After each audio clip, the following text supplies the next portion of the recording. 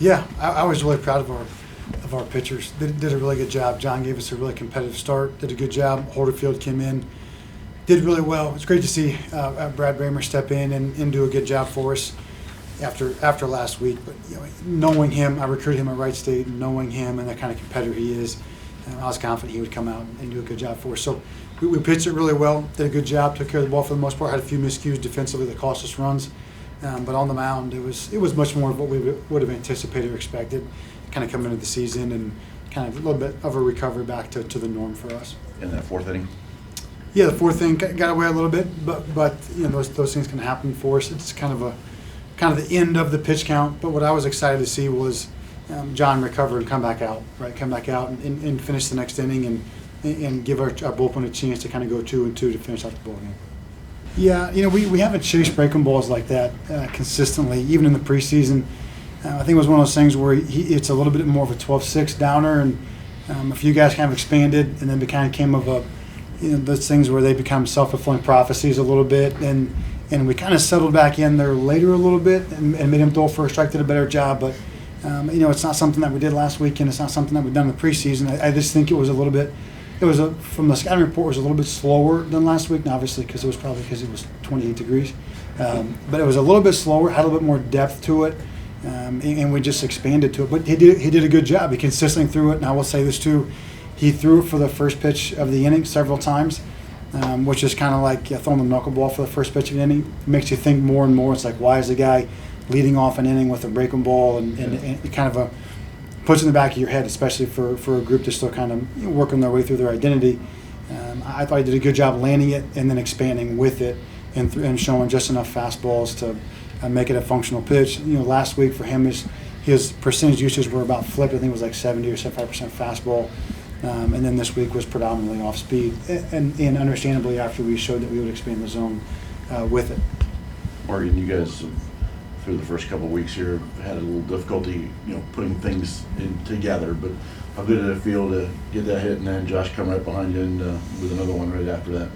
Felt really good. We're just kind of focused on getting better each game, and I think we're seeing really good improvement each game. So, how challenging, Morgan, was it playing in the cold? Was it something you guys kind of adjusted to and got used to over the course of 3 hours?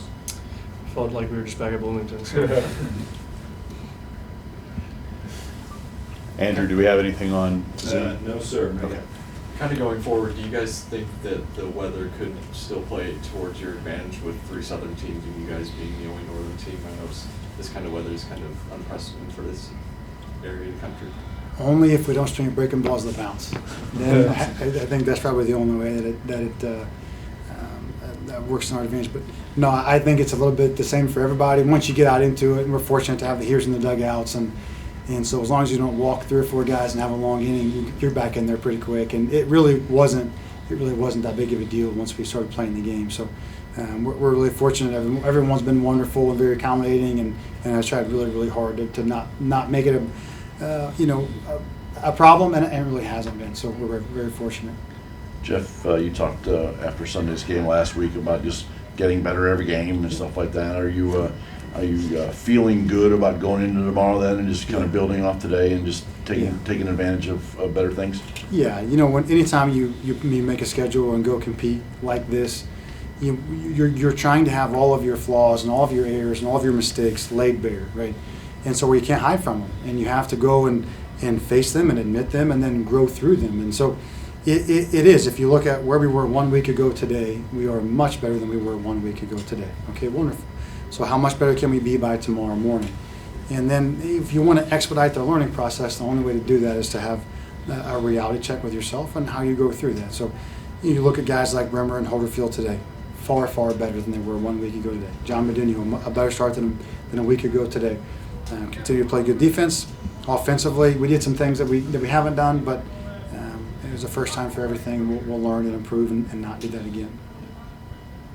Morgan, Josh had a couple nice hits today, true freshman. How have you seen him develop? What makes him a special hitter? Well, he came back from winter break and just worked his tail off, and he got a lot better in those 2 months before the season. It was kind of great. It was crazy to watch.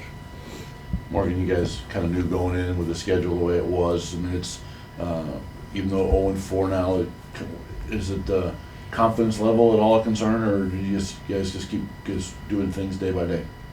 No, I think we just squared off with a bunch of good teams, and as we've shown improvement each week, I think I'm excited to see where we'll go.